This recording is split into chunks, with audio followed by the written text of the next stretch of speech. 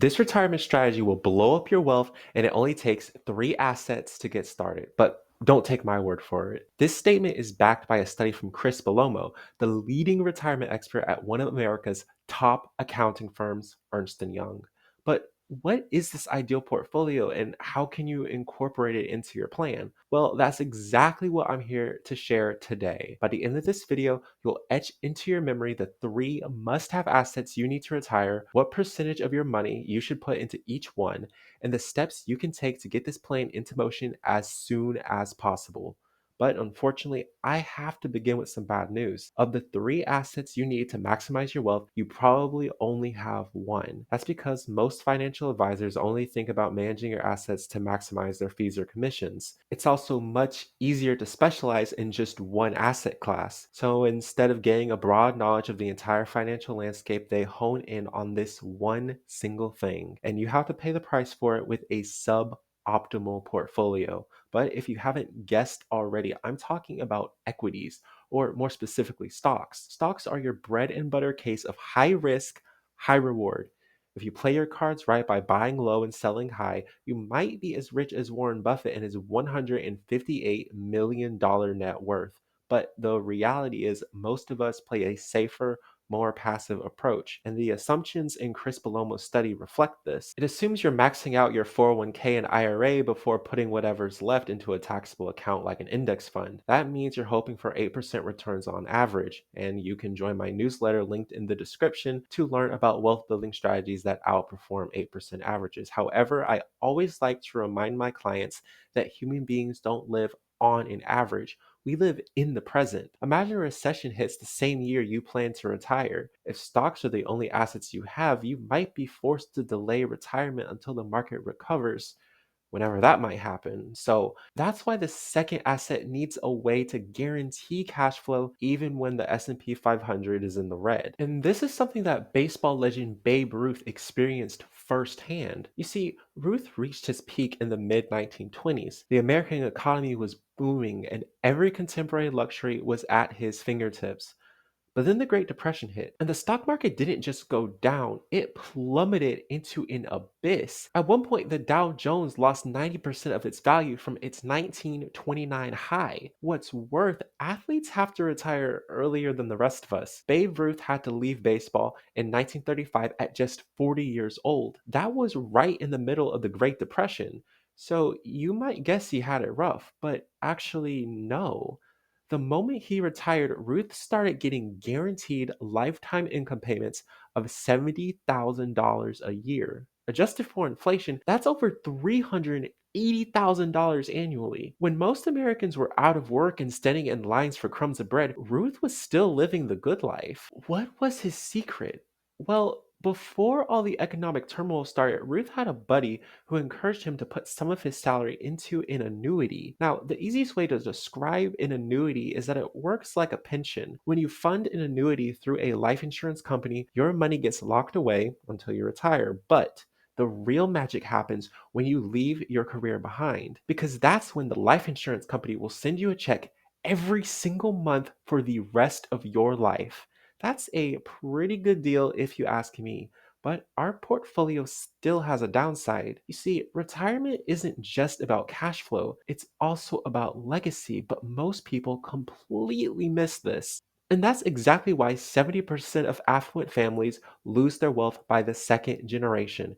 And if you're a little slow like me and had to Google who exactly counts as the second generation, you're in good company because it basically means that whoever your heirs are will lose everything you built up. Now, the easiest solution to this is purchasing a life insurance policy, but we can't just get any random policy, no, because yeah, we could get a term policy that lasts 30 years or 40 years max, but unless you die prematurely from an accident or unexpected medical diagnosis, no one will ever see the death benefit. And you need to pay attention to this. In Belomo's study, the buy term and invest a different strategy performed pitifully. Compared to just throwing 100% of your money into investments, funding term insurance produced a worse income for you and a weaker legacy for your family. And no reasonable person wants to settle for less. That means the life insurance policy must have a death benefit that never expires while also building equity we can draw from. The option our retirement expert chose, and I 100% agree with, is dividend paying whole life insurance. It's a mouthful, but you need to memorize it because dividends can be used to increase your death benefit year over year at no extra cost to you. Plus, they also boost the growth of your cash value. Now, cash value in a whole life policy is basically like the amount of equity you own in a house.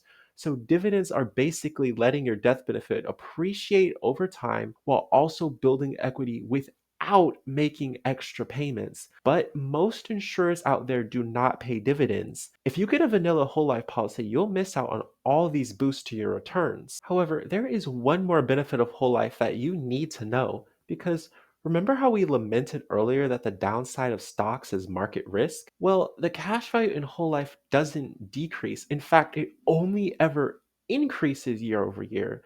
This makes whole life an excellent volatility buffer. You draw from it in the years and months where the Dow Jones and S&P 500 go for a skydive. Then whatever is left at the end of your life pays out to your beneficiaries income tax free. So now that you're a retirement expert, you can say with confidence that stocks, annuities, and whole life insurance are the three assets that will optimize your portfolio. But according to this research, how much of your income is going into each and when? Well, listen up because it's incredibly straightforward, especially after I stopped confusedly reading the wrong page for 10 minutes. To start, 30% of your savings should go into whole life insurance. So if you're saving $10,000 annually for retirement, you're looking at $3,000 to fund your whole life policy. The other 70% goes into your stock portfolio, whether that's 401ks, mutual funds, or whatever else tickles your fancy. But let's not forget about annuities because annuities teach us it's not just how much you save, it's when you save it. They don't come into the picture until you're at least 55 years old. At that age, you would take 30% of your equities and roll them over into the annuity. Since it's a single lump sum contribution, it doesn't actually impact how much you set aside every year. So that's the formula for the perfect retirement plan.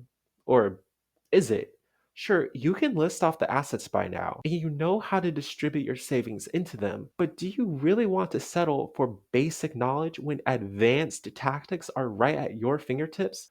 Consider whole life, for example. We haven't talked about how to design a policy that's maximally efficient for retirement.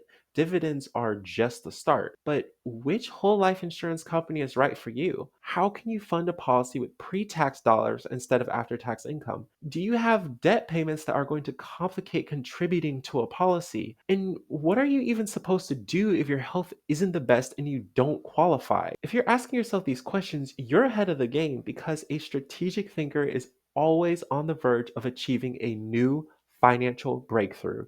But you're going to need a helping hand to put all the pieces together. By working with the right financial professional, you can unlock more cash flow, save more effectively, and never worry about money problems again. Now, I haven't had the chance to say this yet, but my name is Slater. I'm a Yale University educated wealth coach and insurance broker who's committed to improving the financial health of my fellow Americans. And I do this in two ways. The first way is through my specialty, whole life insurance. If you're a professional who's serious about funding a six-plus figure policy geared for maximum growth, visit my website using the link in the description to book a 30-minute strategy call with me. Once we meet, we'll go over your current financial portfolio and see how to optimize it using whole life. I'll design a few options for you after the call, and we'll meet a couple days later to hone in on your favorite solution. But the way I structure policies for my clients goes beyond just the retirement strategy we reviewed in this video. I want you to be able to leverage your cash value like a private credit line or bank account. So I'll personally coach you at no cost on using it to consolidate debts,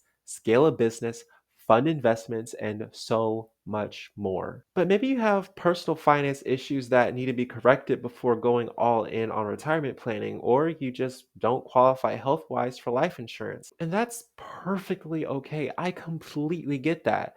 That's why I offer wealth coaching calls for this exact situation. When you invest an hour of your time with me, you get one on one financial education from a professional. And there's no set structure because I believe with my whole heart that everyone is unique. Just let me know on the booking page what you want to talk about. Whether you're struggling with debt, retirement, or increasing cash flow, you'll have my full support. And this doesn't have to be a one off thing. We can meet however often you need to. That's why an add on is available for a discounted bundle. And there's even an option to get unlimited coaching while we hammer out a detailed analysis of your cash flow and ways you can optimize it. Whichever route you choose, know that I'll never overstep my expertise. I am more than willing to recommend you to professionals I've personally vetted to handle the subjects I don't know about. I'd much rather you get quality support from world class experts than sell you fake news for the sake of filling my calendar. Now, if any of that gets you a little excited, just know that I'm excited too. So don't put it off for later. Just go with Slater. But there's a chance you might be wondering how your basic savings account should be used in retirement. If that's you, then watch this video next on why business owners and executives should reconsider how much money they put into the bank.